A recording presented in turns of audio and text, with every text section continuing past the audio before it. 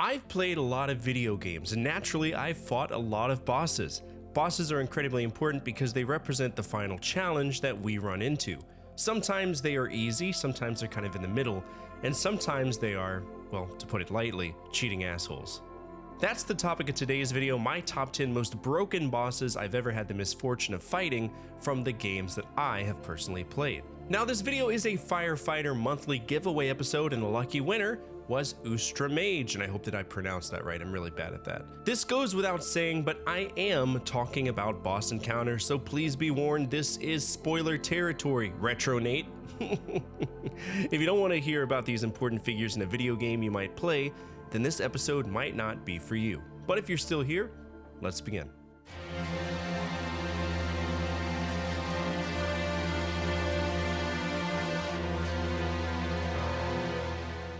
From the beginning, I have always loved Resident Evil. Sure, I wasn't a huge fan of the weird camera angles of Resident Evil 1, but as we progressed through the franchise, those camera angles improved. To be honest, the overall gameplay experience improved. I played through 1, 2, 3, and then began focusing on the 4th official Resident Evil game, Code Veronica. But Code Veronica is on the Dreamcast, and at the time, it wasn't really affordable, at least given my financial situation post-divorce.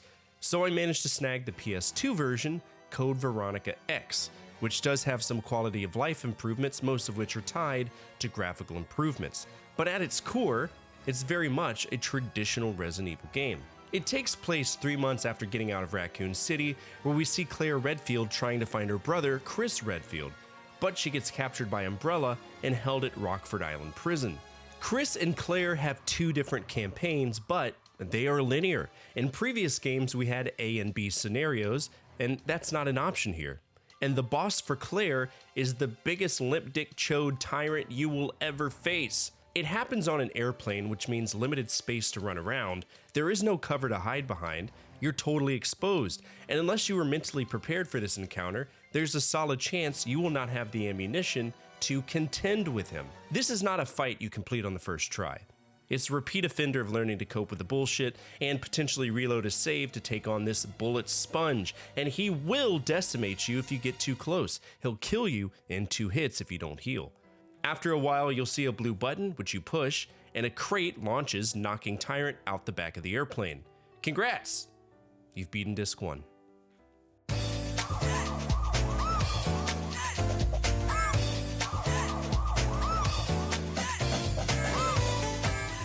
For a long time, I didn't even know there was a continuation in the Street Fighter franchise after Street Fighter 2. I only ever played Street Fighter 2 when I was a kid, and it was either in the arcades or it was at my cousin's house.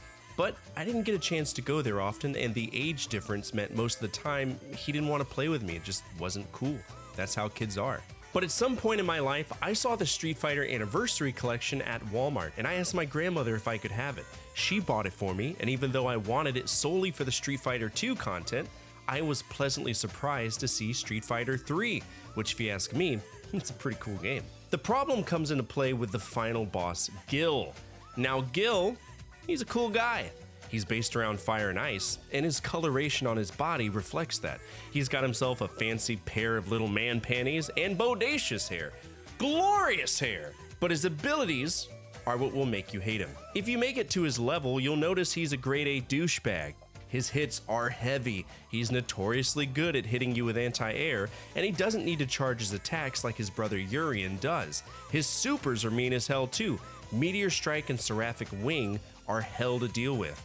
Seraphic Wing alone can't be parried, and Meteor Strike lights you on fire. But the one move that will 100% ruin your day is his Resurrection ability, where he will stand up and heal to 100% if he has a full stock of 3 super bars. This asshole brings Rise from Your Grave to a whole different level. This fight is tough, and guess what? If he laughs at you once he kicks your ass, it means that the game has dropped the difficulty. Thank you, Capcom.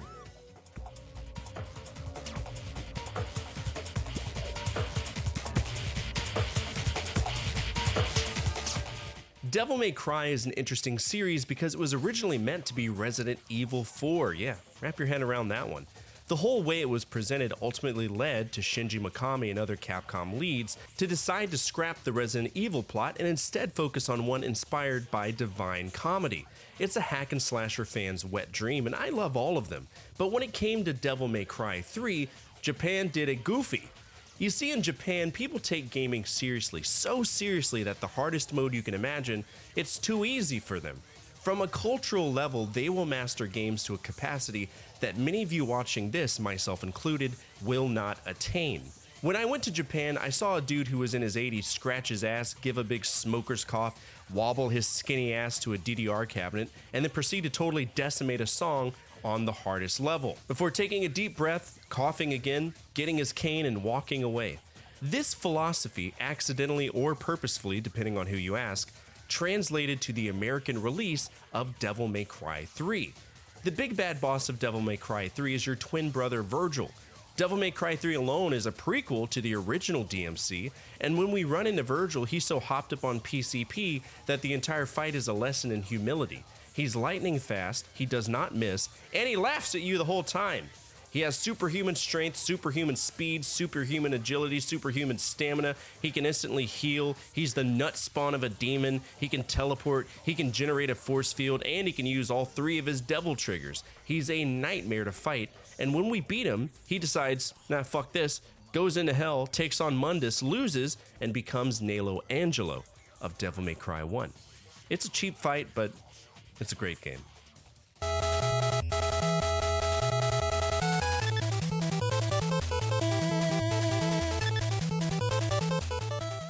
This is a blast from the past for many of you. The Yellow Devil, also known as I'm gonna spam the start button to deal with your bullshit because I'm not nearly caffeinated enough to contend with memorizing or reacting to your patterns, the boss. And let's be honest, we all tried it once, it was just easier. He's the first guy we encounter in Wily's castle, and his attack pattern is very difficult to stand tall against because it's long. You're essentially memorizing 19 different parts. I personally struggled with the Tenmetsu blocks. How the fuck do you expect me to memorize a dude launching 19 pieces of his DNA at me? His weakness, by the way, is the Thunder Beam, but you have to hit the eye, and this is where the start pause trick really comes into play. The way that the Thunder Beam works is that it stays on screen for a while. The NES programming opens and closes all active sprite layers on pause, so we essentially can decimate him in a few seconds if we use it. Is it cheesy? Yeah, absolutely. Do I care? No.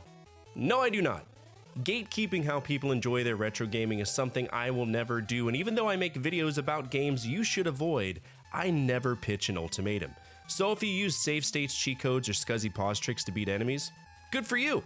I'm glad you chose to enjoy a game on your own terms.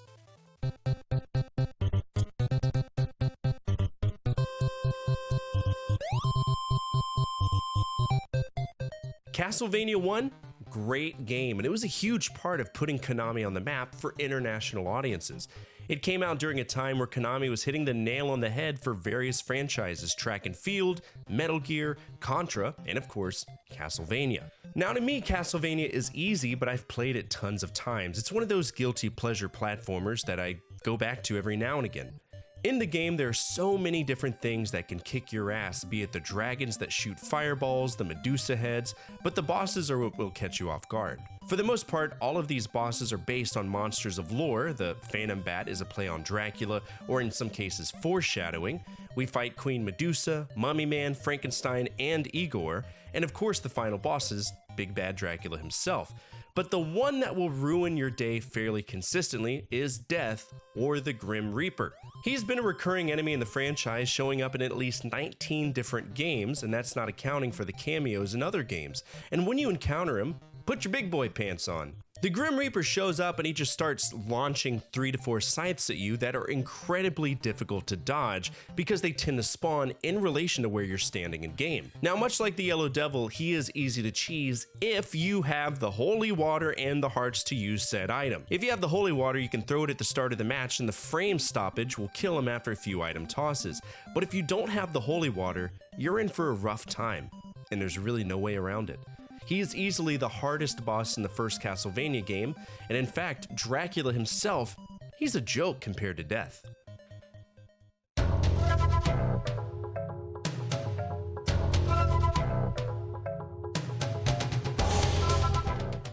If you want to know what it feels like to get punched in the dick by Francis Ngannou, you could always ask Aaron McGahee, or you could watch it happen in Jackass Forever.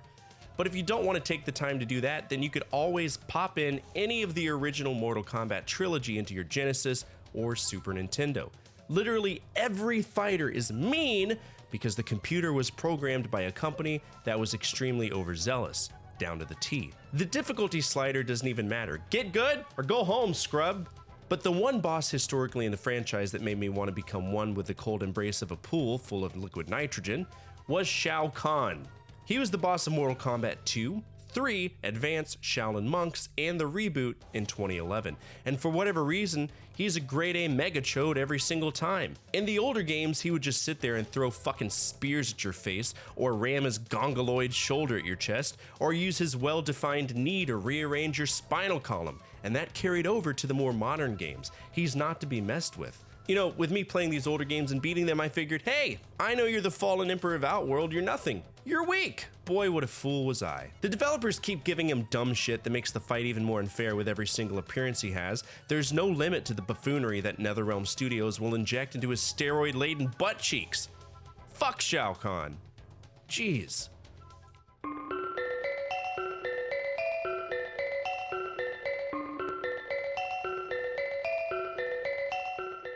Alright, so before we talk about this, I do have a friend that's actively playing Chrono Trigger, so this is going to talk about the final boss of Chrono Trigger. If you do not want to see this, go to this time code. You're welcome. Perhaps the most docile experience that we'll have on this list, Lavos is the big bad evil guy of Chrono Trigger. Now, in many ways, most of you will be like, shut the fuck up, he's not that hard. And you know, he really isn't if you are prepared for it. As a backstory, Lavos is the being that was created in 12,000 BC by Queen Gill, courtesy of the Mammon Machine. He festered in the Earth's core until 1999, and then totally fucked up the world. In fact, we witnessed that event when we traveled to 2300 AD, and we see the Day of Lavos. In some ways, it foreshadows all the potential times we can encounter him. He occurs in 3 phases. The first is a horned outer shell where he replicates earlier bosses we have defeated in order to test our mettle, and once we go through that, he starts shitting out damage left and right, courtesy of rain destruction. After we beat that, his mouth opens, and we can enter his body, gaining access to the inner shell. Phase 2 of the fight with Lavos consists of a core and 2 arms that have specific roles. His left arm has 4,000 HP more than his right arm. If you take out one arm first, you'll get cursed. That's assuming you survive laser beam, avoid a curse, and then manage to avoid Dark Flame's embrace. It's a cycle, but eventually you get used to it. Finally, we see Lavos' true form and perhaps the most interesting variety of moves because they vary based on which time period we attack him in. He has Grandstone at 65 million BC, Antiquity in 12,000 BC, Demon Star in 600 AD, Diabolic Whisper in 1000 AD, and Dream Reaver in 2300 AD. It will take everything you can muster to beat the Lavos core and finish this legendary game, but understand even folks who are level 55 can struggle with the fight. It's truly a test of patience, move management, equipment selection, and hoping that the stats are in your favor. Good luck, you'll need it. But once you beat him, you can revel in the fact that you've completed what many people, myself included, consider one of the best games on the Super Nintendo.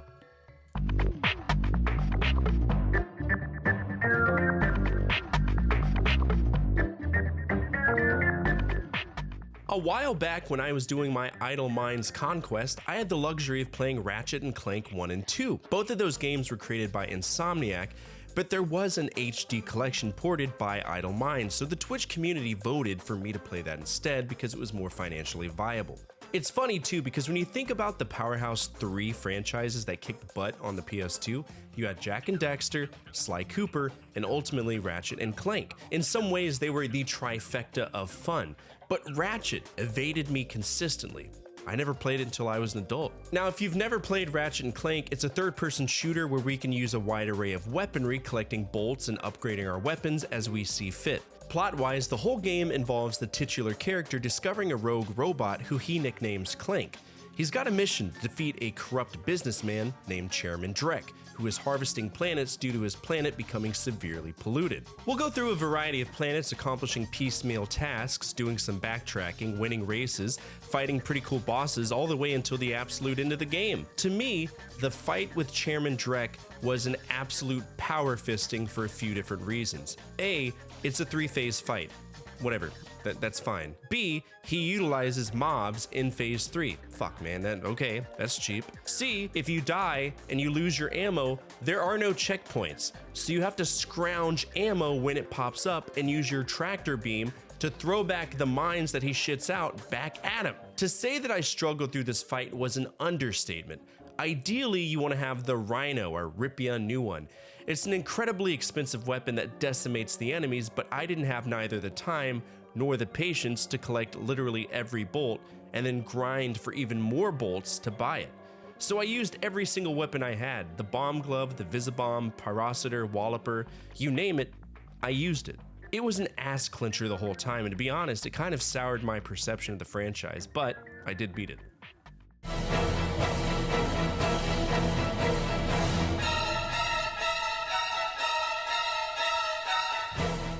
I know it's not a popular thought process, but I did enjoy Kingdom Hearts because as a kid, I didn't know anything about JRPGs, so I approached it as an action-adventure game. Going back and thinking about how it is a JRPG, Kingdom Hearts was kind of a whack one, wasn't it? Bare minimum mechanics for what was normal at the time. But despite that, I enjoyed the various encounters we had, the callbacks to the evil folks in classic Disney movies that I watched growing up. Where the fuck else am I gonna launch lightning at Ursula or slap around Oogie Boogie? Where else will I fight the Titans from Hercules or get swallowed by Monstro? It was an epic adventure, but unfortunately, the whole franchise would become so convoluted by Square Enix moving forward. But the one fight that stood out is Sephiroth. I'd say he's a tool bench, but to me, he's the whole goddamn store. We'll encounter him at the Olympus Coliseum, specifically during the Platinum match, and unlike other matches, it's a solo sword fight between Sora and Sephiroth. His attacks are more than capable of one-shotting you, and even if you took the time to be max level, that Masamune he carries will make you a Sora kebab and it'll be over before you even realize it. I think the longest I've lasted against him was around 5 seconds. He's immune to magic on principle, but if you used the ability Ragnarok, you can kind of do damage to him. Not that it matters because you'll want the magic to heal. But oh, by the way, he's got a move called Heartless Angel that sucks all of your MP away and leaves you with 1 health. And guess what? If you don't stop him from doing that, he'll use Flash, and unless you use a reaction command, you're fucked. I'd venture to say that out of all of the optional bosses in the first Kingdom Hearts game, the others being Kurt Zyza and the Phantom, he's the one that you're going to struggle with the most, and to this day, I've never beaten him. Pisses me off every time I think about it too. But hey, I slapped the shit out of him in Final Fantasy VII, and yes, that was a cathartic release when it happened.